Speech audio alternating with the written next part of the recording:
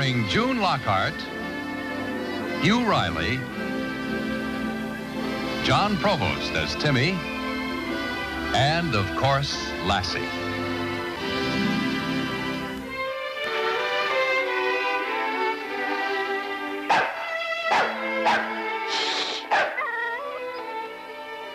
The natives are restless tonight. There's a wild tiger on the prowl. A man-eater. But you don't have to worry. Me and Captain Martin will protect you. We've got to find that tiger before he eats any more natives.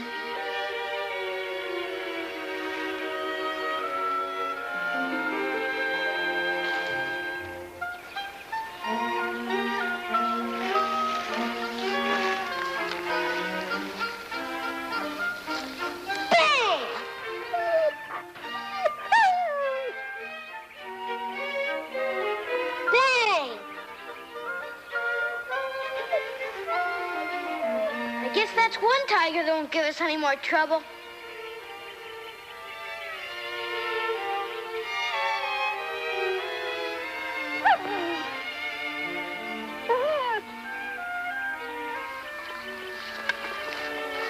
Get up, Mike. You're not the tiger. Come on, girl. You can get up, too.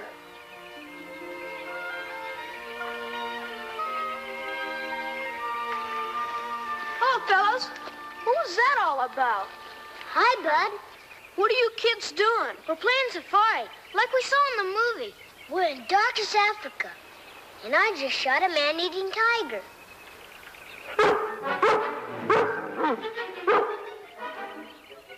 What's in there? Provisions. What kind of provisions? Oh, you know the stuff you take on a safari, like dried buffalo steaks to keep from starving. Let's see.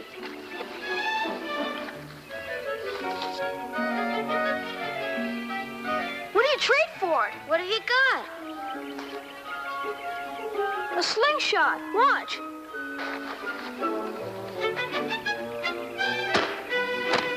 That's pretty good.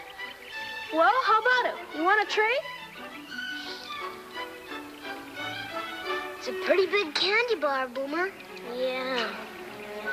And besides, what would we need with a slingshot? You know, they never did catch that guy that robbed the bank in Capital City. What if you run into him? You'll need this for protection. Lassie's all the protection we need. Aren't you, girl? We got Mike, too. Some protection he'd be. Don't say I didn't warn you. Besides, I just remember this is a high-powered elephant gun. I never heard of a real safari going anywhere without an elephant gun. Think we need an elephant gun, Boomer? Well, they are pretty important, especially if you meet up with any wild elephants. I'm not very hungry anyway. Are you? No. Should we trade? Sure.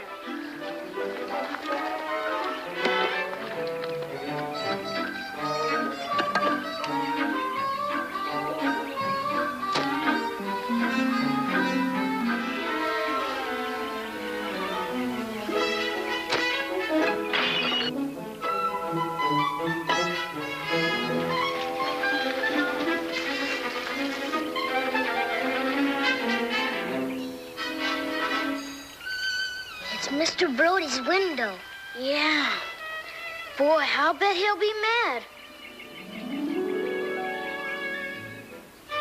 But that isn't Mr. Brody. I heard my mom saying Mr. Brody had a new hired hand. That must be him. All right, boys, come on over here. Come on up.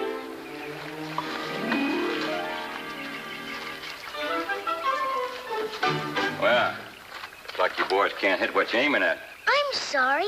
I wasn't aiming at the window, honest. There's no great harm done. I can probably fix it before old man Brody comes back. He'll never know the difference. Gee, mister, would you really do that? Sure, if I can find a piece of glass that'll fit it.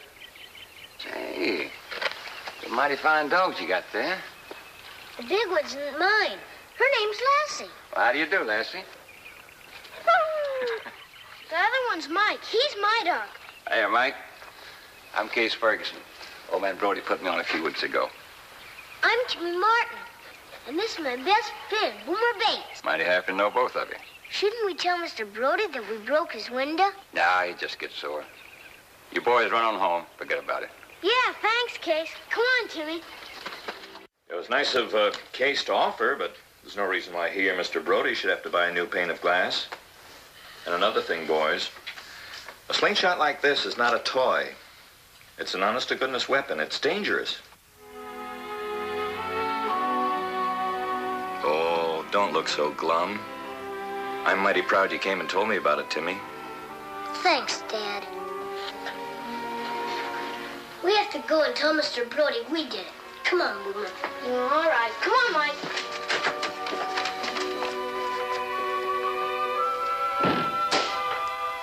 You know, I used to be pretty good with one of these things. I guess every boy thinks that they're fun to use, but they're dangerous. I certainly don't want my son to use one. He won't, dear.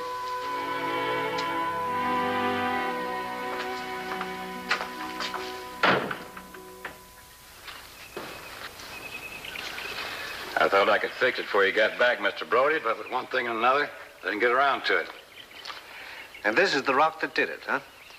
I guess so. It looked something like that one. Well, when I was a lad, it was the doer that paid for the deed. Yes, sir. But what does that mean? That means I think you should pay for your mischief. But it wasn't supposed to be mischief. Honest, Mr. Brody. Well, whether it was or it wasn't, I think you should be made to work it out. I'll be leaving for town in a couple of minutes, Case. We'll go over that supply list when I get back. Yes. Come inside, fellas.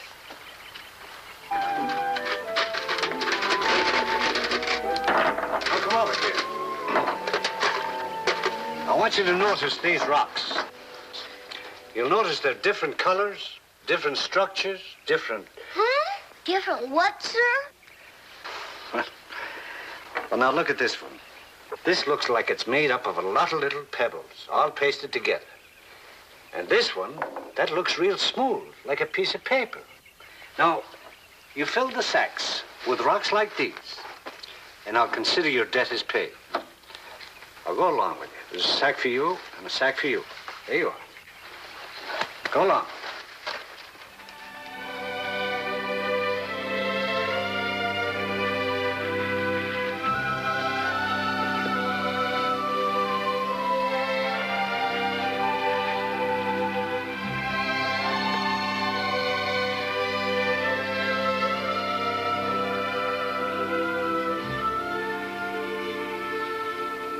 Good girl, Lassie. It's almost full. We've got to do better than this, boy. Go find us a rock.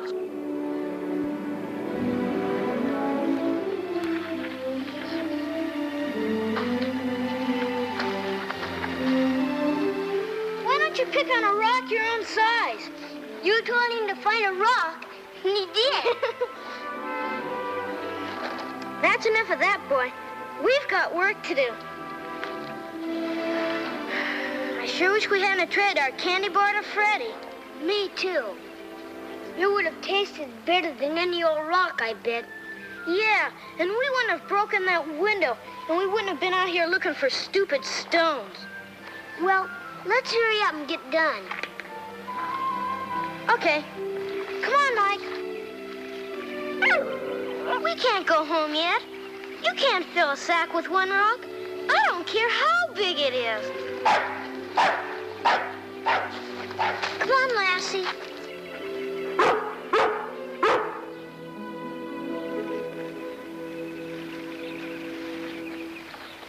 What'd you find, girl? Boomer! Hey, Boomer, come here, quick! Look what Lassie found. What are they? An old hat and a red bandana. I thought she was supposed to be digging for rocks. Yeah. Come on, girl. Look at this. Capital City National Bank. Timmy, this is a money bag. Like they use in banks to put money in? And then they put it in an armored car and drive it away someplace. But where did Mr. Brody get them?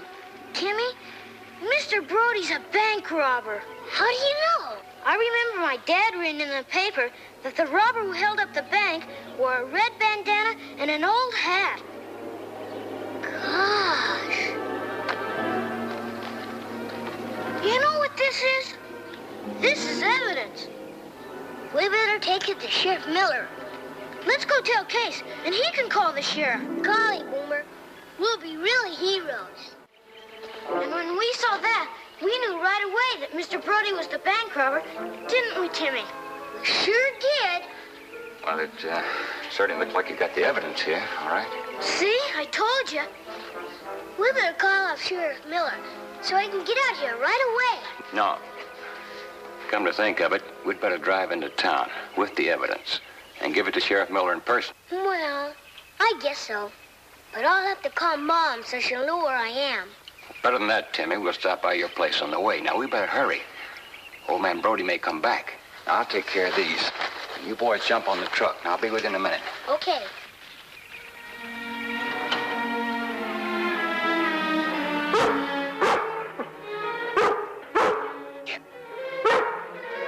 Lassie, come here, girl.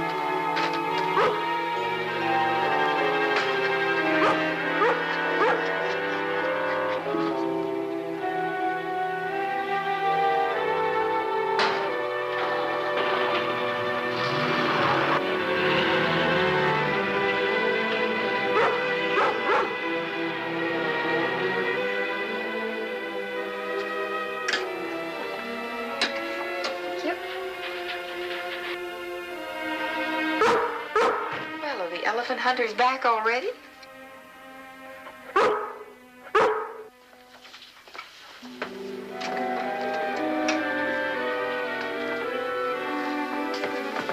Well, where's Timmy and Boomer, girl? Paul, I'm a little uneasy about the boys. I'll call Mr. Brody and find out what's going on.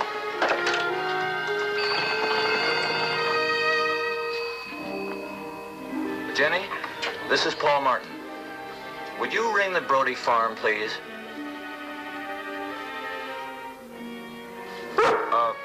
Well, ring a few more times, Jenny, would you please? No answer? No, he's probably out at the barn or someplace. No, that's all right, Jenny. Thanks anyway. Goodbye. We're gonna drive over to the Brodies.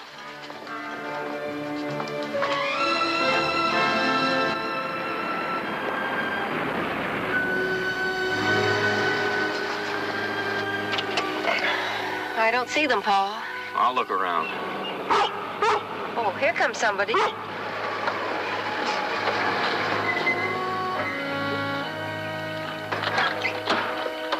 Hi, Mr. Brody. Hi, Mr. Martin. Hello. Mr. Martin. Oh, Mr. Brody, we Martin? came over because we were a little concerned about Timmy and Boomer. Well, I hope you folks won't be upset, but I gave them a job to do to repay me for breaking my window. Oh, what sort of a job? Well, you see, Mrs. Martin, I'm a rock hound, and well, you know, I collect rocks and all that sort of thing. Say, that's a hobby I'd like to try. You know, honey, collecting rocks and then making bookends and rings and things like that. Oh, that sounds interesting. What kind of a job did you give them, Mr. Brody? Well, I told them that they filled a couple of sacks with rocks, certain kinds of rocks, I'd call it square for the debt. Well, that sounds fair enough. Sacks? Well, you know, little money sacks. I got a real bargain on those sacks, too, from a bank over in Capital City. They're a little worn, but they come in mighty handy for collecting rock specimens. I'll come on the shed and I'll show you.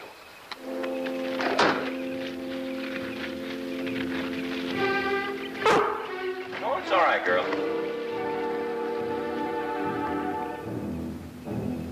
Here's the cutter and polisher I put together, Mr. Martin. Well, that doesn't look too complicated. No, and it's not expensive either. Here, I'll show you a little trick. Now, this is a sample of rainbow obsidian. You see where I wet it there? It'll give you a fair idea what it looks like when it's all polished up. Say, how about that? You see that, Ruth? Yes, I'm sure it's very pretty. Huh? I'll try to find some work that's all finished so you can see that... Oh, that's funny. What is it, Mr. Brody? Well, these sacks I gave to the boys. They're almost full. Well, then Timmy and Boomer came back. Now, how in thunder did that happen?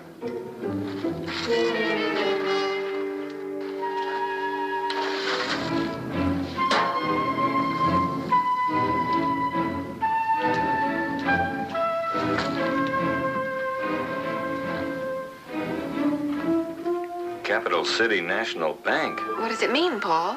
I don't know. I think I'd better notify the sheriff. Excuse me. What is it, Mr. Brody? What's wrong? Well, Sheriff Miller said finding the money hidden here means there's a good chance it was Case who held up the bank. The boys are probably with him. Oh, Paul. Well, they can't have gone far. Well, the only road they could have taken was the old river road, at least till they get to the main highway. Sheriff will try to hit them off there. Looks like Lassie had more sense than we did. Well, we'll go in my car. It's headed in the right direction.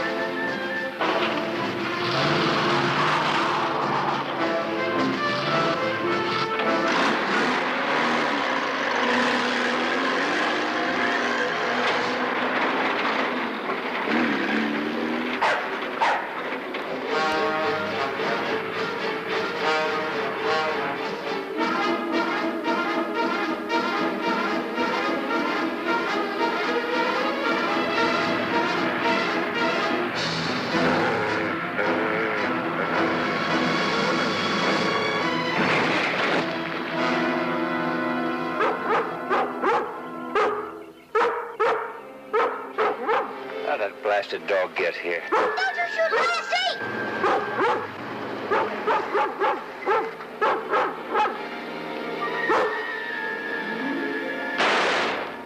Did you hear that? Sounded like a shot.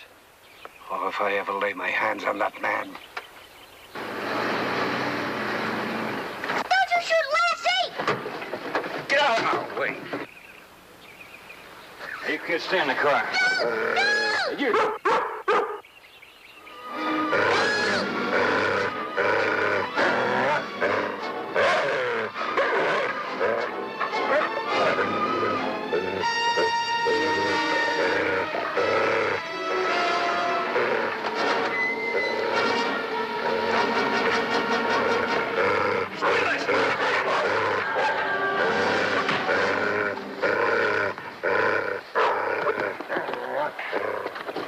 Are you all right?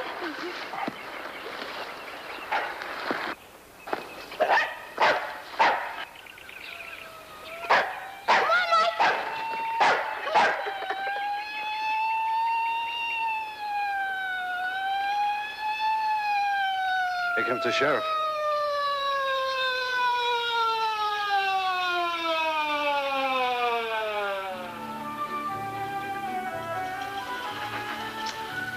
Well, it was certainly nice of Mr. Brody to give you these bookends, Timmy.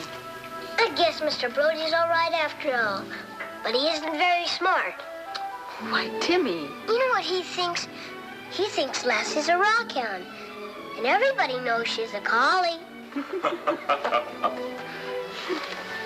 Oh, I'm sorry, Timmy. We shouldn't have laughed. What Mr. Brody means, dear, is that Lassie's good at collecting rocks. And anybody who has that as their hobby is called a rockhound. Oh. In that case, girl, I guess you're a rockhound. But most of all, you're the smartest dog in the world. Because you knew Case was the bank robber.